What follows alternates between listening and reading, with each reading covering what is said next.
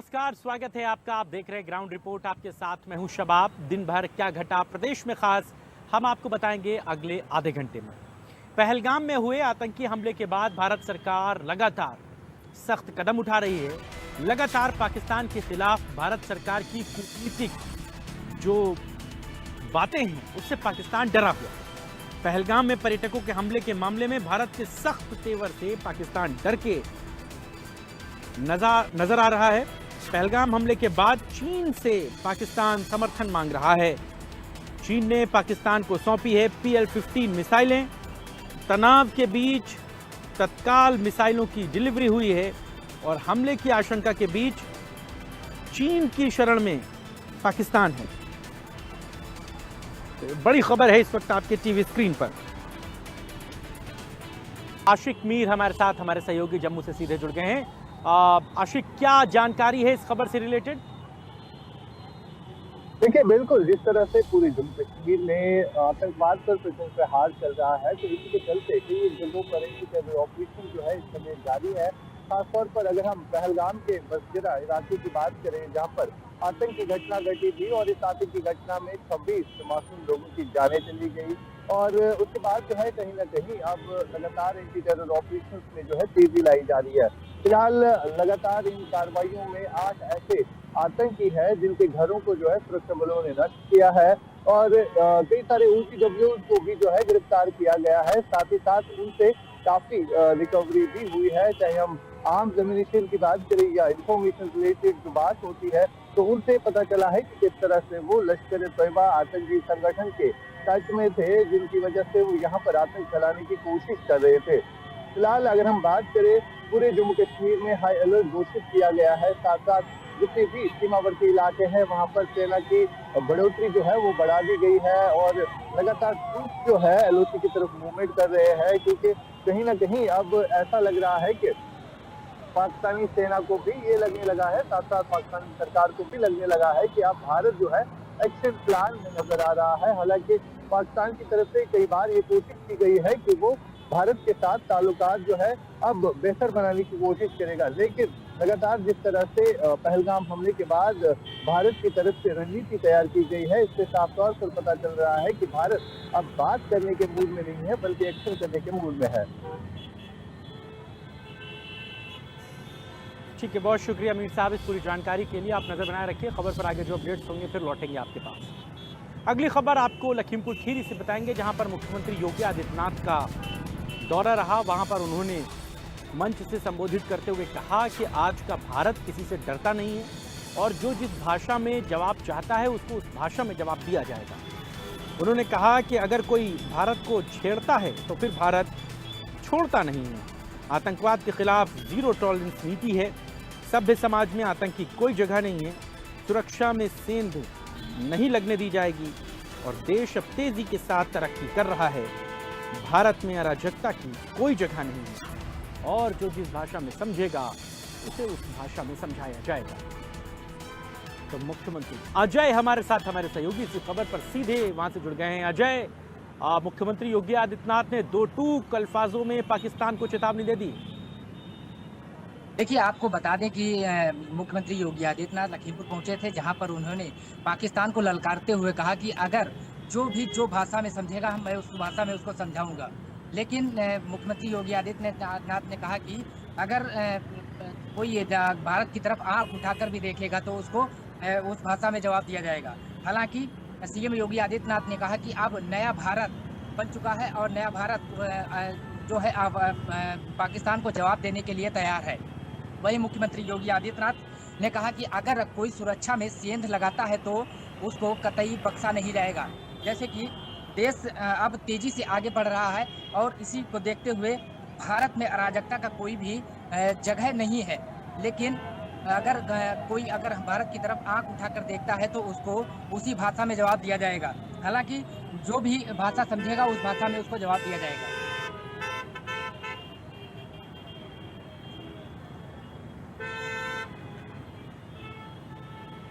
ठीक है अजय, बहुत शुक्रिया इस पूरी बातचीत के लिए। आप नजर बना रखिए, खबर पर आगे जो अपडेट्स होंगे फिर लौटेंगे आपके पास। अगली खबर दिल्ली से आपको बताएंगे, जहां पर फिटजी की धोखाधड़ी के मामले में ईडी ने छापेमारी की है। ये इस वक्त की बड़ी खबर है। फिटजी ने धोखाधड़ी की, हजारों बच्चों के भविष्य के साथ खिलवाड़ किया। अब इस पूरे मामले ने ईडी ने इस पर छापेमारी की है। 4 करोड़ 89 लाख रुपए के आभूषण और 10 लाख रुपए कैश जब्त किया गया है। नोएडा, दिल्ली और गुड़गांव में 7 ठिकानों पर छापेमारी की गई है। कई अफसरों के घर और ऑफिसेस की छापेमारी में जांच पड़ताल की गई है। छापेमारी में कई आपत्तिजनक दस्तावेज भी बरामद हुए। ये बड़ी खबर है फिटजी को लेकर। जिस तरह से बड़ा गड़बड़झाला सामने आया था, फिटजी ने अचानक देश भर में अपने सेंटर्स बंद कर दिए। हजारों बच्चे जो इन फिटजी की कोचिंग्स में पढ़ रहे थे, जिनका पैसा यहाँ पर जमा था, कोई भी इन बातों का जवाब देने वाला नहीं था। और उसके बाद आज ईडी ने जब कार्रवाई की तो बड़े खुलासे हुए। महेंद्र हमारे सहयोगी नोएडा से इसी खबर पर सीधे जुड़ गए हैं। महेंद्र, क्या जानकारी है इस पूरी खबर से रिलेटेड? अभी तो देखिए, देखा हमने किस तरीके से जो फिटजी के इंस्टीट्यूट है रातों रात बंद हुए थे, और जिसका विरोध नोएडा ही नहीं बल्कि पूरे देश में हो रहा था। आरोप ये लग रहा था कि ये जो फिटजी कोचिंग इंस्टीट्यूट वाला है, बच्चों से इन्होंने फीस ले ली थी सेशन की, और उसके बाद रातों रात इन पे मेल आता है इनके परिजनों पे कि जो फिटजी इंस्टीट्यूट है उसको बंद कर दिया गया है, और जो आपके बच्चों की क्लासेस है वो दूसरी कोचिंग सेंटर वहां पर जाके कंप्लीट करेंगे। ऐसे में जो परिजनों का आरोप था कि हमारे जो पैसे उसको हमें वापस लौटा दीजिए, उसके बाद जो आपको करना करिए। ऐसे में फिटजी के जो तमाम लोग थे उनका साफ तौर पर आरोप था कि हम पैसे वापस नहीं लौटाएंगे। ऐसे में पहला जो मुकदमा दर्ज हुआ था नोएडा में हुआ था, दूसरा मुकदमा ग्रेटर नोएडा हुआ, और ऐसे देखते देखते पूरे देश में फिटजी के खिलाफ मुकदमा दर्ज होने लगा था। इसके बाद एंट्री होती है ईडी की। 2 दिन से लगातार ईडी जो है नोएडा, ग्रेटर नोएडा, लखनऊ, गुड़गांव, दिल्ली तमाम 7 ठिकानों पर लगातार छापेमारी कर रही थी। छापेमारी के दौरान चाहे फिटजी के डायरेक्टर की बात करें, स्टाफ की बात करें, मैनेजर की बात करें, सबके आवास पर, सबके ठिकानों पर, सबके कार्यालय पे लगातार ईडी छापेमारी कर रही थी। और ऐसे में 5 करोड़ से अधिक आभूषण मिले हैं, तकरीबन 10 लाख कैश मिले हैं, और ऐसे कई अहम दस्तावेज मिले हैं जिसमें ये साफ पता चलता है कि किस तरीके से ये छात्र छात्राओं का जो पैसा है वो गलत तरीके से कहीं इन्वेस्ट कर रहे हैं। बताया जा रहा है कि 2025-26 में तकरीबन 181 करोड़ रुपए इन्होंने छात्रों से लिए, और 2027 और 28 के लिए इन्होंने तकरीबन 47 करोड़ लिए, और 2028 और 29 के सेशन के लिए इन्होंने तकरीबन 31 करोड़ रुपए बच्चों से वसूले। कुल 250 करोड़ का जो निवेश है इन्होंने अपने फिटजी कोचिंग सेंटर में कराया। उसके बाद जब ट्रांजेक्शन देखा गया तो पता चला कि इस दौरान जब 250 करोड़ आपके पास है तो आप जो टीचर होते थे, यानी कि जो फिटजी कंपनी में जो बच्चों को पढ़ाने आते थे, उनको सैलरी नहीं मिली थी तकरीबन 3 महीने से। तमाम जो स्टाफ था, चाहे कर्मचारी की बात करें, चाहे प्यून की बात करें, सबकी सैलरी रोकी गई थी। यानी कि कहीं ना कहीं आपके मन में चोर था, आप पैसों का गलत इस्तेमाल कर रहे थे, और बार बार आप पुलिस के बुलाने पे भी आप पुलिस का सहयोग नहीं कर रहे थे, और जांच के नाम पर आप कहीं ना कहीं एक दूसरे को आरोप लगा रहे थे। तो ऐसे में ईडी की बड़ी कार्रवाई है। मगर इस कार्रवाई से देखिए जो और इंस्टीट्यूट है, यानी कि जो अन्य इंस्टीट्यूट होते हैं जो बच्चों के साथ धोखाधड़ी करना चाहते हैं या उनका पैसा लेकर उनको पढ़ाना नहीं चाहते, ऐसे इंस्टीट्यूट पर कहीं ना कहीं लगाम लगेगी। ऐसे इंस्टीट्यूट पर कहीं ना कहीं अंदर उनके मन में भय बैठेगा। क्योंकि और महेंद्र, क्या इस छापेमारी के बाद किसी तरह की कोई गिरफ्तारी भी हुई है इस पूरे प्रकरण में?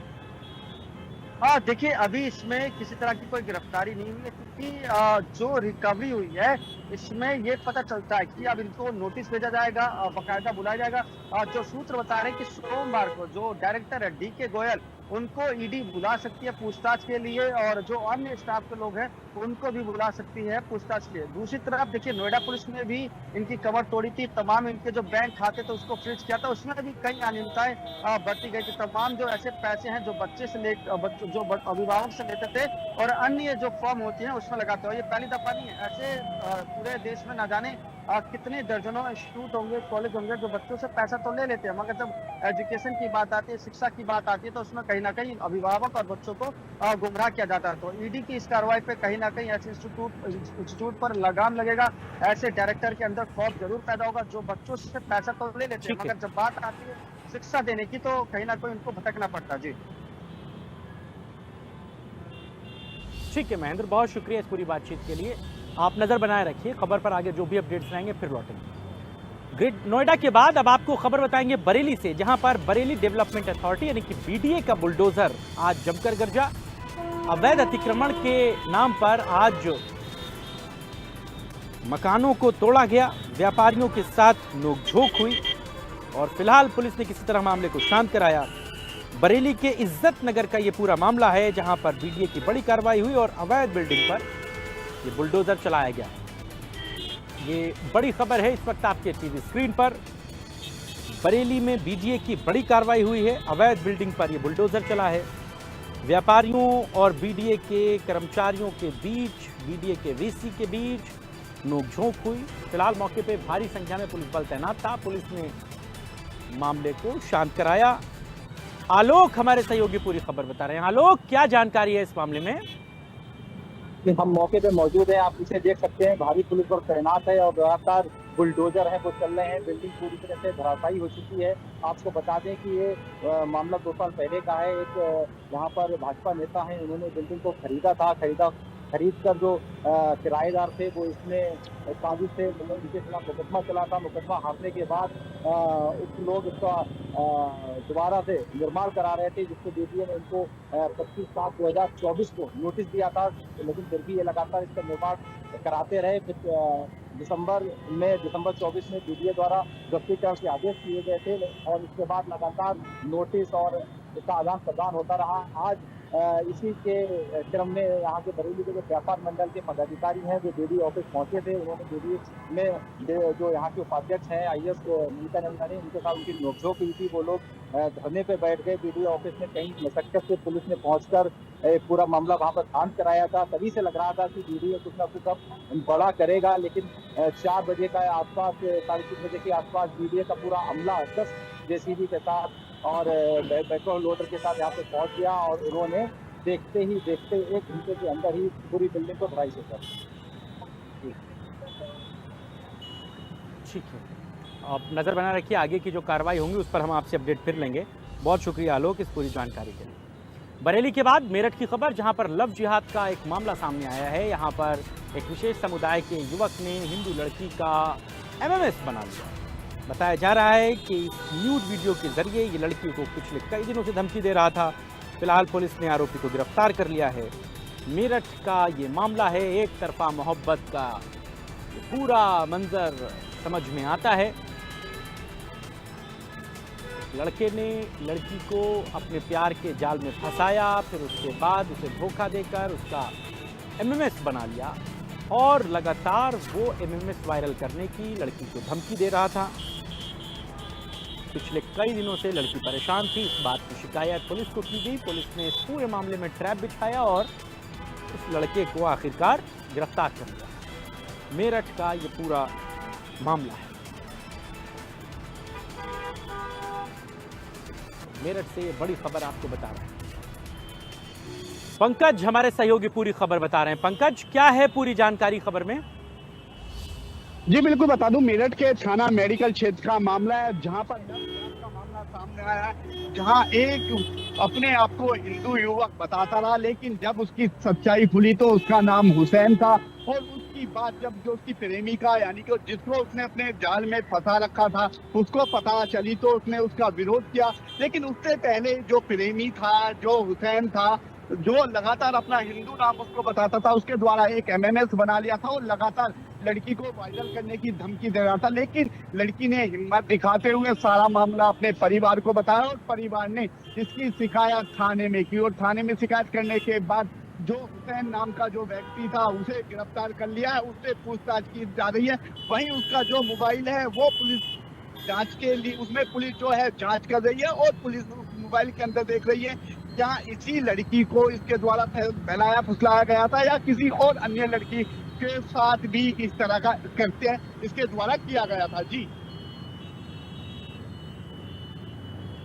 चलिए, आप नज़र बना रखिए खबर पर, जो भी आगे अपडेट्स रहेंगे फिर लौटेंगे आपके पास। अगली खबर वाराणसी से, जहां पर अपना दल कमेरावादी की विधायक पल्लवी पटेल ने आज धरना प्रदर्शन किया। बताया जा रहा है पल्लवी पटेल आज सड़कों पर उतरी, जहां पर हेमंत पटेल के हत्यारों को सजा देने की उन्होंने मांग की।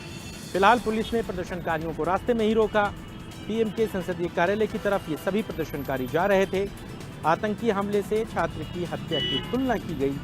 विधायक पल्लवी पटेल ने बीजेपी पर भी निशाना साधा है और कहा है कि बीजेपी हत्यारों को शरण दे रही है। ये बड़ी खबर है इस वक्त आपके टीवी स्क्रीन पर वाराणसी से, जहां पर हेमंत पटेल की हत्या हो गई थी और हत्यारों को सज़ा दिलाने की मांग को लेकर आज पल्लवी पटेल, अपना दल कमेरावादी की विधायक, विरोध प्रदर्शन करने वाराणसी पहुंची थी और वहां पर उन्होंने प्रदर्शन किया। फिलहाल पुलिस ने उनको रास्ते में ही, संसदीय कार्यालय के रास्ते में ही रोक लिया। पल्लवी पटेल ने बीजेपी पर निशाना साधा है, कहा है कि बीजेपी जो है वो हत्यारों को शरण देती है। आकाश हमारे सहयोगी पूरी खबर बता रहे हैं। आकाश, क्या रहा आज दिन भर? सबाब देखिए, वाराणसी के शिवपुर थाना अंतर्गत एक हेमंत पटेल नाम के छात्र का 2 दिन पूर्व हत्या होती है। यह हत्या उसी एक विद्यालय में होता है जिस विद्यालय में हेमंत पढ़ता था। आरोप लगाने के बाद FIR दर्ज हो जाता है और प्रबंधक, जो विद्यालय का प्रबंधक होता है, उसके बेटे के ऊपर मुकदमा दर्ज होता है और आरोपी को जेल भेज दिया जाता है। पल्लवी पटेल कल काशी पहुंचती हैं, उनके परिवार से मिलती हैं। परिवार के लोगों का कहना है कि इस हत्या में केवल प्रबंधक का बेटा ही शामिल नहीं था, बल्कि प्रबंधक खुद उसमें शामिल था, क्योंकि कैमरे में साफ साफ दिख रहा था जिस कमरे में हेमंत गया था उस कमरे में ऑलरेडी जो प्रबंधक का बेटा और प्रबंधक खुद मौजूद रहता है। तो इनका साफ साफ कहना था कि पुलिस केवल लड़की को जेल भेजी है, ना कि प्रबंधक को भेजी है, क्योंकि प्रबंधक के नाम से ही जो पिस्तौल है वो लाइसेंस उन्हीं के नाम से पास हुआ था। हालांकि इनकी बात सुनने के बाद पल्लवी पटेल आज दोपहर में PM के जनसंपर्क कार्यालय पहुंचती हैं, वहां पे घेराव करती हैं, लेकिन पुलिस रास्ते में ही पल्लवी पटेल को रोक देती है, जिसके बाद पुलिस और पल्लवी पटेल के कार्यकर्ताओं में पल्लवी पटेल से धक्का मुक्की होता है और पल्लवी पटेल वहीं पे धरना देने के लिए बैठ जाती है। धरना स्थल वही से रोड जो आवागमन होता है वो बाधित होता है, जिसके बाद पुलिस के द्वारा 70 लोगों के खिलाफ FIR दर्ज किया जाता है, जिसमें ये कहा जाता है कि वो धरना स्थल नहीं था। यदि धरना करना था तो आपको शास्त्री घाट जाना चाहिए था, जो धरना स्थल चुना गया है। पल्लवी पटेल का ये भी कहना है कि जो मुख्य आरोपी है उसे जेल भेजा गया है, लेकिन अभी जिस विद्यालय में हत्या हुआ था तो विद्यालय की मान्यता रद्द किया जाए, विद्यालय को सीज किया जाए और प्रबंधक को भी जेल भेजा जाए। कहीं न कहीं जाति समग्रण को बांध कर ये देखा जा रहा है, क्योंकि जो हेमंत छात्र मरा है वो हेमंत पटेल नाम है उसका, और पल्लवी पटेल खुद उनके घर पहुंची थी। तो उनका कहना है कि राजपूत और पटेल का ये संघर्ष है, तो हमें जो प्रबंधक है उनके खिलाफ भी मुकदमा दर्ज होना चाहिए और उनको भी जेल भेजना चाहिए। समाप्त। ठीक है, बहुत शुक्रिया आकाश इस पूरी जानकारी के लिए। आप नजर बनाए रखें खबर पर, जो अपडेट्स रहेंगे फिर लौटेंगे आपके पास। इन्हीं तमाम खबरों के साथ ही ग्राउंड रिपोर्ट में आज के लिए बस इतना ही। देश और दुनिया की तमाम खबरों के लिए देखते रहिए इंडिया न्यूज़ उत्तर प्रदेश उत्तराखंड। फिलहाल मुझे और मेरी पूरी टीम को दीजिए इजाज़त। नमस्कार।